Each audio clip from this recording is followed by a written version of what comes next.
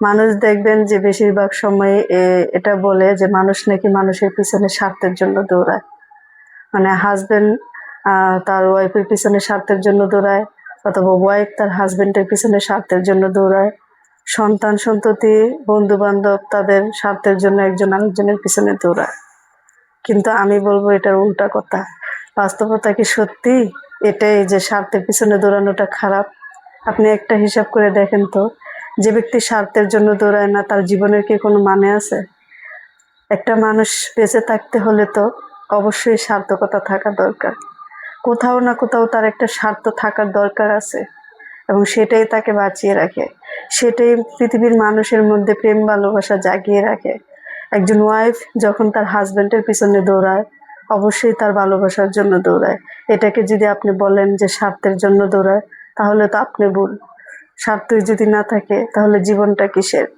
এই জীবনটাই তো একটা স্বার্থের। আমরা বেঁচে আছি, এটাই তো একটা সার্থকতা। আল্লাহ পাক আমাদের বাঁচিয়ে রেখেছেন, এটাই তো একটা সার্থকতা। তাহলে সার্থকতাকে এভাবে কেন ব্যাখ্যা করে জানি না। সার্থকতা তো এমন একটা জিনিস যেটা থাকলেই মানুষ কেবল বেঁচে থাকার অনুপ্রেরণা পাবে। যেখানে সার্থকতা থাকবে না সেখানে তো বাঁচার কোনো মানে থাকবে না। তাহলে এটা অন্যভাবে ব্যাখ্যা করা যায় না। মানুষ তো স্বার্থের জন্যই বাঁচবে, এটাই স্বাভাবিক। আর যদি স্বার্থের জন্যই না বাঁচতো, স্বার্থের জন্যই যদি একজন আরেকজনের পিছনে না দৌড়াইতো, তাহলে তো এই দৌড়ানোরই কোনো দরকার ছিল না। পৃথিবীর সবকিছু থেমে যেত। একটি কথা কিন্তু আছে, সবটুকু সুখ স্বার্থের মধ্যে নিহিত।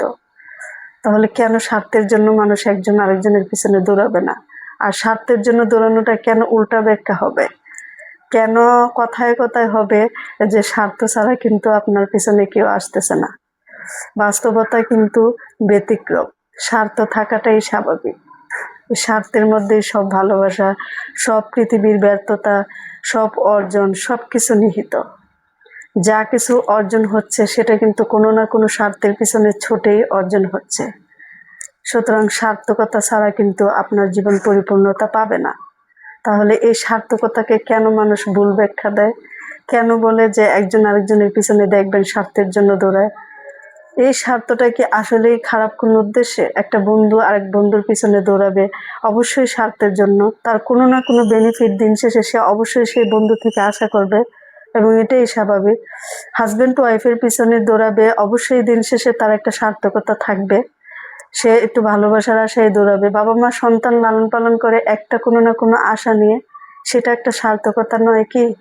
তাহলে সার্থকতাকে কেন এত ভুল ব্যাখ্যায় দাঁড়া করানো হয়? সার্থকতা থাকলেই তো জীবন সুন্দর হবে। যেখানে সার্থকতা নেই সেখানে জীবন তো অর্থহীন। তাহলে তো কোনো ওয়াইফ হাজবেন্ডের পিছনে দৌড়াবে না, তাহলে তো কোনো প্রেমিক প্রেমিকার পিছনে দৌড়াবে না, তাহলে তো কোনো বন্ধু কখনো আরেক বন্ধুর স্মৃতি ভেবে তার দিন পার করতো না। এই সার্থকতা বড়ই মধুর একটি জিনিস। সার্থকতা থাকলেই জীবন মধুময় হয়। যেখানে সার্থকতা নেই সেখানে জীবনের কোনো অর্থ নেই।